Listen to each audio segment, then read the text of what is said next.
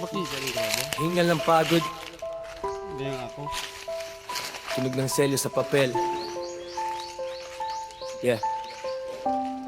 Para to sa mga gising habang tulog ang mundo. Para sa pamilya.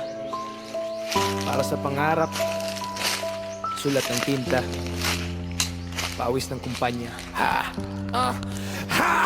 Alas 5 ng umaga, dilat na ang mga mata. Kape sa tasa, baon ay pag-asa at konting kaba sa opisina. Ako'y isang empleyadong tapat, pinot sa keyboard kahit ang sahod ay hindi sapat. Pagsapit ng uwian, hindi pa doon nagtatapos. May maliit na negosyo para hindi tayo kapos. Inaalagaan ng benta, bawat sentimo binibilang. Dahil alam ko ang hirap ng buhay na kulang ang mga empleyado.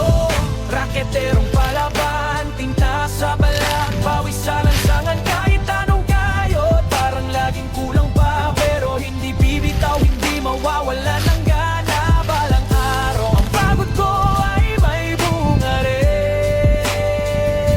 Ang pangarap na bituin,